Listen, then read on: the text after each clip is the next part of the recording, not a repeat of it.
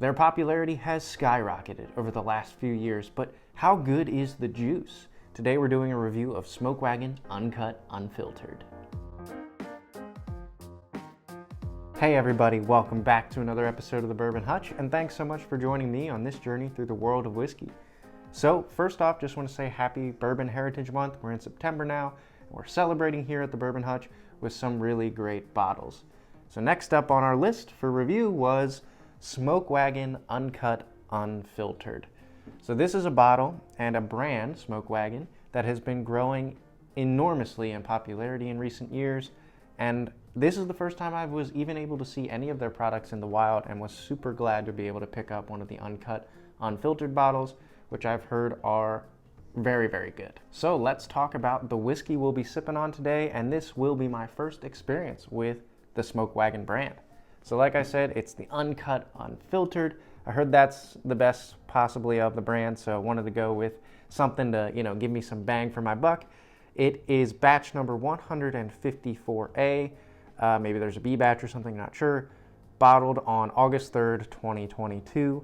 Proof on this particular batch, so it's 56.62% alcohol, which puts it at 113.2-ish proof. Sort of middle of the road there in terms of proof, but I really like things in that like 110 to 115 range, so excited about that. This is a product aged out in Nevada by the Nevada Distilling Company, but they do source the distillate from MGP. So it's MGP distillate brought out to Nevada and aged out there in the dry, arid desert. Lots of heat there. So it probably does have quite a large effect on how the whiskey tastes once it's been aged. So coming from MGP, this is a High-Rye product. It is 60% corn, 36% rye, which is a lot, and 4% malted barley. So super excited to dig in now and see how this aging out in the desert with a High-Rye mash bill all comes together. Last thing I wanted to note is just the bottle itself comes in this cool amber bottle. Very much got this Western theme going on.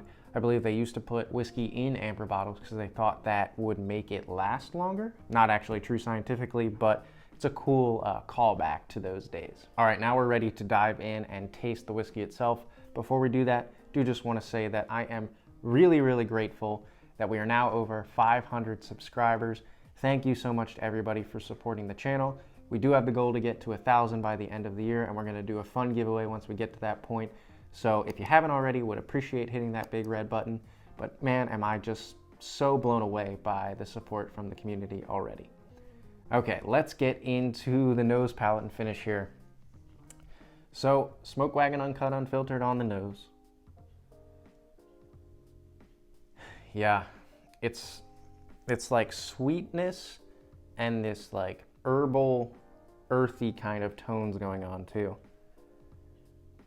Good bit of like rye effervescence and sort of tingliness coming through. Not so much ethanol, more like rye spice coming through. Good amount of caramel sweetness going on. But then there's this like, now I'm not particularly up to date on all the herbs that you can have in the kitchen, but I get something like oregano or rosemary or something like that that's just like spicy in a very herbal way. And then there's a bit of like a black raspberry, blackberry kind of note going on, like a really dark, juicy fruit. Very nice overall. A little bit punch you in the face, not gonna lie, with that rye spice. So not 100% purely an inviting presence. There is a kickback to it that if you're not acquainted with sort of higher proof, high rye kind of mash bills, you might be a little bit like, whoa, that's a little bit overwhelming. But for me, I'm just interested to see how that tastes on the palate. Let's dive in now for the first sip. Cheers, everybody.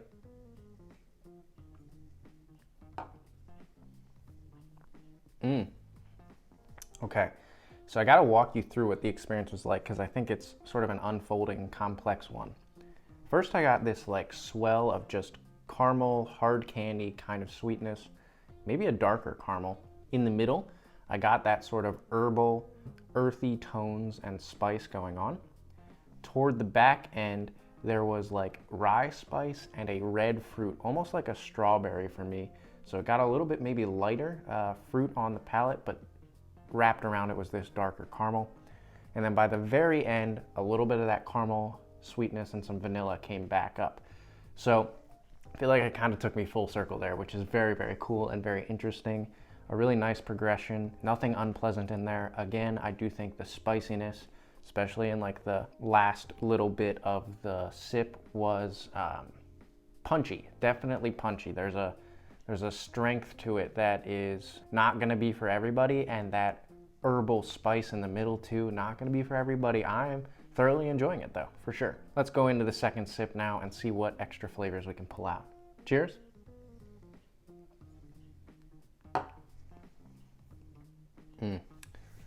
Okay, so now some traditional bourbon flavors are really rising, which is very nice. Everything else sort of still stands from the first sip, but a couple extra things. A really nice barrel char kind of experience there for me, and then a good dose of like oak and tobacco. Definitely in like the last half of the sip, there's this oaky, tobacco-y note coming through for me now, and that's a little bit lingering on the palate. So you've still got that caramel sweetness and richness, and that's dark and heavy. Then you've got this like herbal spice, then you've got some fruits, and then there's this tobacco oakiness coming through too. So a good range of complexity on this. I can see why it's a well-beloved thing. I think that's one of the benefits of having a high-rye mash bill, is just that you can have more complexity in one bottle. You get this traditional bourbon backbone with the corn, but with the extra rye, you can get a little bit more fruitiness and maybe even a little bit more spice and herb going on. And I think that's definitely shining through on this sip for me. So let's go back in now and evaluate the finish here and the length of that and the experience there. Cheers, everybody.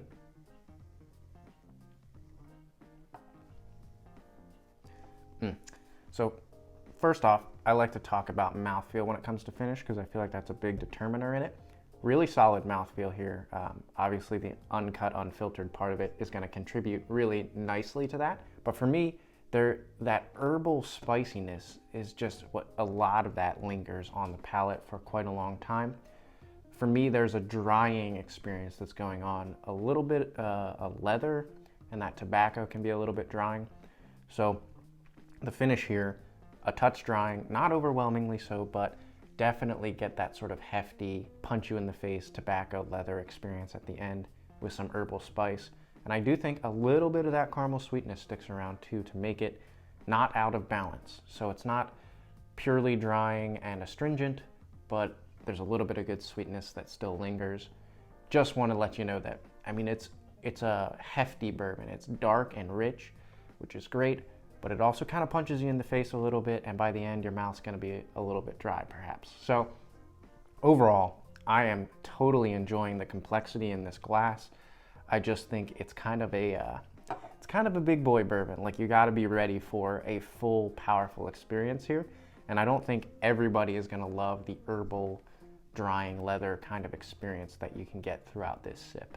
That being said, my opinion is it's a really well put together bourbon with great amount of complexity. One thing I neglected to say earlier was the age of this bottle. So it's non-age stated, but Nevada Distilling Company, they pair together older bourbons and younger bourbons. So the younger stuff is going to contribute this youthful, fruity, maybe some herbal, vegetal stuff. The older stuff's going to be that oaky, tobacco, leather combination. And when you put them in the same bottle, which they've done here, I think it works wonders for sure. And I'm really, really glad that I was able to get my hands on this. So those are my overall thoughts on Smoke Wagon Uncut Unfiltered. Put down in the comments below what your experience has been like with the Smoke Wagon brand, and maybe the Uncut Unfiltered if you've been able to taste it. What did you think? I'm giving it 2 big thumbs up for sure. Until I see you guys again for another video, all I can say is keep drinking good whiskey and cheers.